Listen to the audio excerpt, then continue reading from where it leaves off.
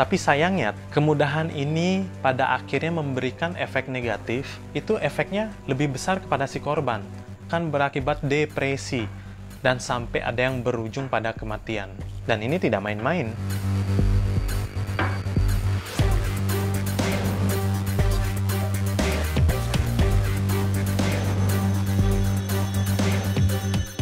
Halo teman-teman, ketemu lagi dengan Bigung Yuda di sini di sesi Tukar Pikiran.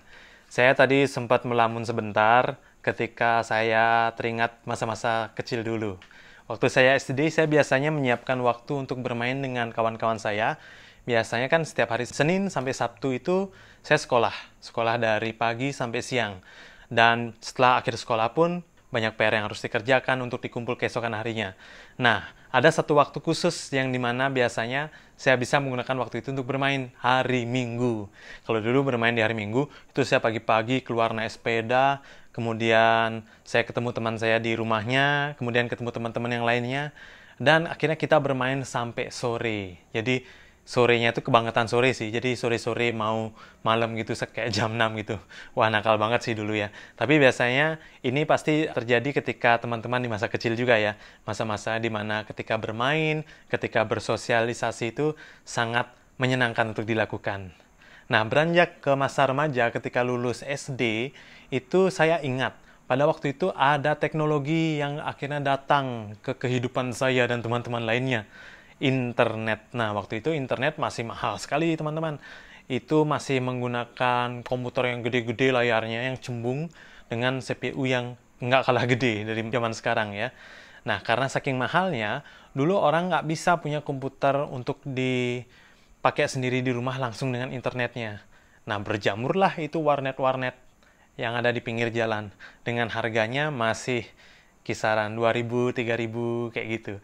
Jadi itu khas sekali kalau misalkan teman-teman melihat gambar ini. Nah, ini adalah gambar billing. Jadi billing warnet ketika diaktifasi, dihidupkan, lalu kita bisa menggunakan salah satu dari ruangan warnet itu untuk menjelajahi dunia maya. Nah, pada waktu itu hal pertama yang ingin saya lihat ketika saya menjelajahi dunia maya, saya lupa itu sudah ada Google apa belum ya. Itu saya melihat foto-foto luar negeri. Jadi kan saya suka sekali dengan komik-komik. Ya, komik-komik pada waktu saya SD dulu ya. Komik Jepang, komik-komik Amerika. Nah, itu saya iseng nyari gambar-gambar foto atau posternya. Wih, menyenangkan banget sih. Walaupun lelet banget waktu itu kita downloadnya tuh. Itu satu gambar aja itu bisa sampai 10 menit. Beda zaman sekarang ya. Sekarang kan klik, udah ke save aja. Itu untuk gambar ya. Ketika saya sering berselancar di dunia maya pada saat itu, ada juga tren baru yang akhirnya saya lakukan bersama teman-teman yang lainnya, yaitu tren untuk chatting, ya chatting di dunia maya ya. Nah, chatting ini menurut saya cukup unik pada waktu itu teman-teman, karena kebanyakan orang-orang itu tidak kita kenal, strangers, orang asing. Dan saya ingat saya menggunakan MIRC waktu itu. Wah, ketahuan deh umurnya berapa ya. Jadi di MIRC itu kan ASLPLS gitu. A itu artinya age, itu umur. S itu sex. Kalau cowok dia biasanya kodenya M, kalau cewek F. L itu life. Dia berada di mana? Apakah berada di Indonesia atau di luar Indonesia? Nah, itu seru sekali sih. Pada waktu chatting itu saya deg-degan. Nah, ini siapa yang tak hubungi ya? Itu nggak ada gambarnya seperti sekarang ya. Itu hanya terlihat tulisan saja, dan di sana akhirnya menyenangkan juga. Bisa berkawan dengan orang baru yang bahkan kita tidak tahu itu siapa. Nah, berjalannya waktu, akhirnya ada tren baru lagi, namanya Friendster. Friendster. Jadi sebelum Facebook itu udah ada Friendster. Nah, di Friendster itu kalau nggak salah tahun 2002-2003 lah ya. Itu saya sudah bisa meng-add teman-teman istilahnya. Jadi kita punya page. Kita bisa setting di page itu, isiin modelkan tulisan seperti apa, warna-warna di page itu seperti apa. Dan kebiasaan yang chattingan itu akhirnya berpindah menjadi testimoni. Nitip testi dong, nitip testi. Jadi kayak misalkan saya nih kan Bigung Yuda nih, punya teman namanya Ratna. Si Ratna nih ngomong, nanti nitip testi ya, oke. Nah, saya lalu menuliskan tulisan-tulisan yang bagus tentang si Ratna. Jadi, Ratna itu orangnya baik, orangnya tuh suka bergaul, ramah, dan tidak pelit. Nah, itu saya taruh di page yang dalam bentuk internet di Friendster-nya dia. Pada waktunya Friendster itu akhirnya berubah menjadi Twitter.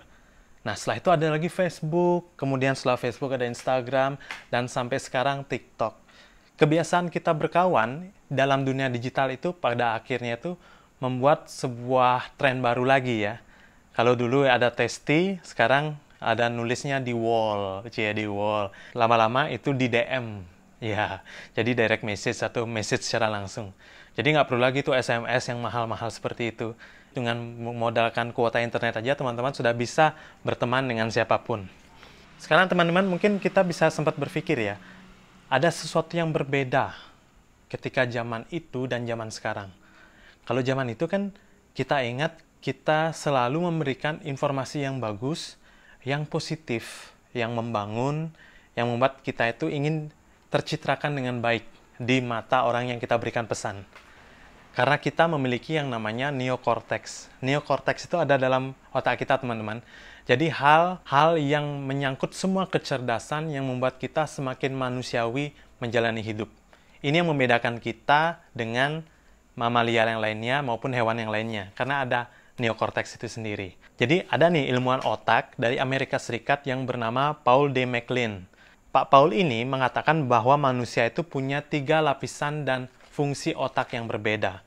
Nah, apa aja itu? Nah, lapisan yang pertama itu namanya adalah otak reptil. Oh, reptil? Ular? Nah, reptil ini yang dimaksud adalah karakteristik otak yang dimana membuat kita tuh bisa bertahan hidup, berjuang untuk bertahan hidup. Karakteristik otak reptil itu terbagi menjadi 4, teman-teman. Yang pertama itu feeding atau makan, yang kedua adalah fighting atau bertarung untuk hal-hal tertentu. Seperti contohnya adalah ketika kita ingin melindungi wilayah kekuasaan kita. Kemudian ada fleeing atau melarikan diri. Jadi ketika kita dalam kondisi terdesak dan kita tahu bahwa kita tidak akan berhasil, kita punya naluri untuk melarikan diri, untuk menyelamatkan diri kita. Dan yang keempat adalah reproduksi. Tentunya hal yang paling standar adalah memiliki keturunan. Nah, itu ada dalam otak reptil kita, yang ada di otak ini ya. Jadi karakteristik otak reptil kita yang membuat kita itu bisa melakukan sesuatu dan bertahan hidup. Kemudian yang nomor 2 itu ada namanya otak limbik. Otak limbik ini bagian otak yang memberikan hal-hal yang berkaitan dengan perasaan dan juga motivasi. Ya, bayangkan induk hewan itu sayang banget dengan anaknya ya. Jadi ada misalkan dalam kondisi tertentu, dia tidak hanya mengikuti naluri saja, tapi dia sudah bisa mulai merasakan dan sudah bisa mulai melindungi. Jadi ada motivasi yang membuat dia itu lebih bisa melindungi hal yang dia inginkan tetap hidup atau dia cintai. Kalau kita manusia kan, kita suka dengan seseorang, misalnya pacaran. Kita ingin melindungi dia, itu termasuk di bagian otak limbik kita ya teman-teman.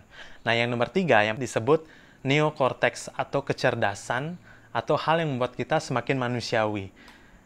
Di sini adalah tempat yang dimana kita mengelola hal-hal yang bersifat akal sehat, pembuatan keputusan yang dipikirkan matang-matang, kemudian munculnya bahasa sehingga kita bisa berkomunikasi, itu munculnya di neokortex sendiri. Jadi ibaratnya seperti ini.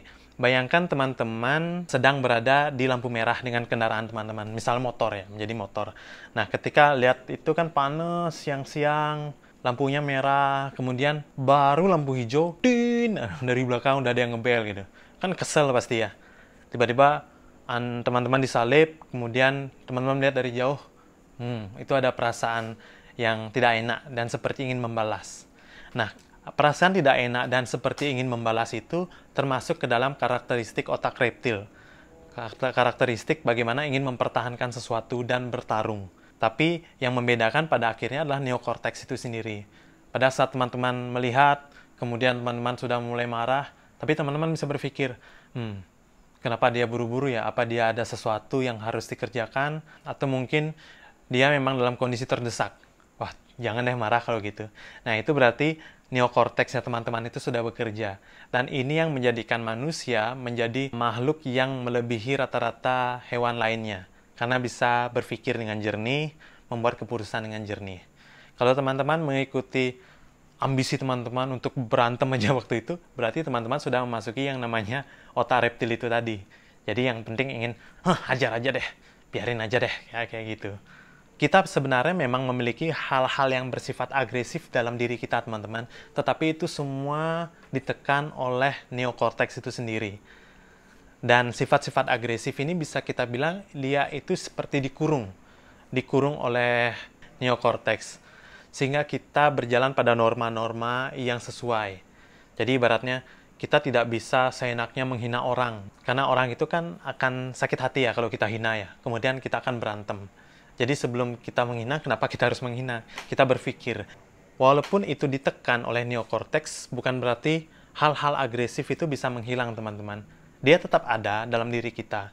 Cuman, itu akan keluar pada momen-momen tertentu yang dimana teman-teman tidak bisa untuk menahannya. Dan bisa saja, itu bisa menguasai teman-teman ketika ada kesempatan. Seperti contohnya adalah penggunaan media sosial di zaman sekarang, teman-teman ya. Kalau tadi kita bilang penggunaan media sosial di zaman dulu, orang ingin mencitrakan yang baik-baik tentang dirinya. Mungkin karena dulu itu mahal internet, kemudian itu adalah momen pertama bertemu orang asing, sehingga kita ingin memberikan hal yang baik dari diri kita ke orang asing itu. Tapi zaman sekarang, internet semakin mudah. Semua ada di genggaman tangan, di handphone teman-teman. Internet murah. Kuota sekian giga, cuma Rp5.000 misalkan. Dan teman-teman bisa memiliki akses tak terbatas dalam mendapatkan informasi, termasuk bertemu dengan orang-orang secara langsung, bahkan memberikan komentar pada orang-orang yang berbeda sekalipun, yang mungkin teman-teman tidak pernah temui dalam kehidupan sehari-hari. Tapi sayangnya teman-teman, kemudahan ini pada akhirnya memberikan efek negatif dalam kehidupan bermedia sosial kita ya. Apalagi ketika teman-teman bisa membuat akun anonim. Siapa sih yang nggak bisa buat akun anonim ya?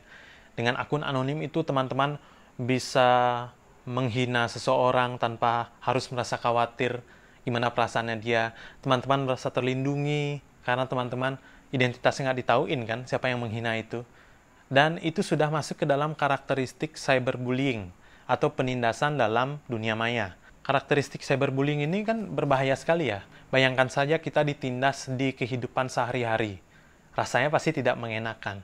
Tapi kalau dalam kehidupan media sosial, dengan akun anonim, kita tidak pernah tahu siapa yang akan melindungi kita, kita tidak akan pernah tahu siapa yang menyerang kita. Ini balik lagi ke konsep otak reptil kita. Otak reptil dalam karakteristik fighting, bertarung, untuk memperlihatkan kekuasaan. Juga untuk mempertahankan wilayah, dua hal ini. Tapi dengan memperlihatkan kekuasaan, dengan cara menyerang orang yang berbeda komentarnya terhadap kita, itu akan membuat kita tuh puas ketika kita bisa mengalahkannya. Dan efek yang diberikan teman-teman, misalkan men-cyberbullying orang lain, itu efeknya lebih besar kepada si korban. Nah, si korban itu yang mendapatkan efek dari penindasan itu akan berakibat depresi.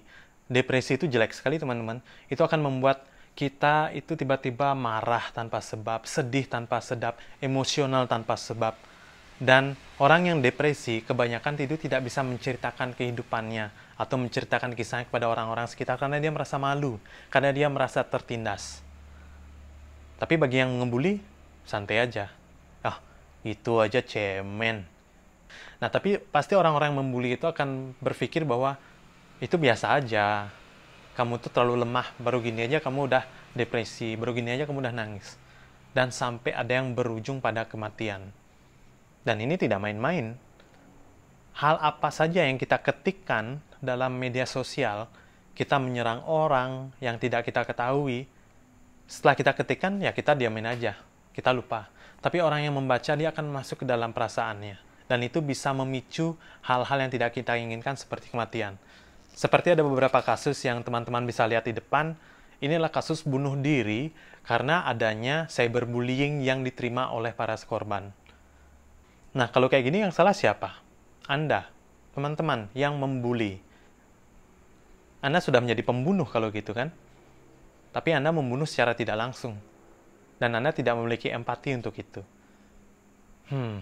Berbahaya sekali ya. Jadi bagaimana caranya agar kita bisa pada akhirnya bersosial media dengan baik? Ya minimal agar kita bisa bersosial media seperti dulu. Seperti awal-awal kita bersosial media. Yang dimana kita ingin memberikan citra yang positif pada orang-orang yang berkenalan dengan kita. Kita ingin memberikan hal-hal yang positif pada mereka.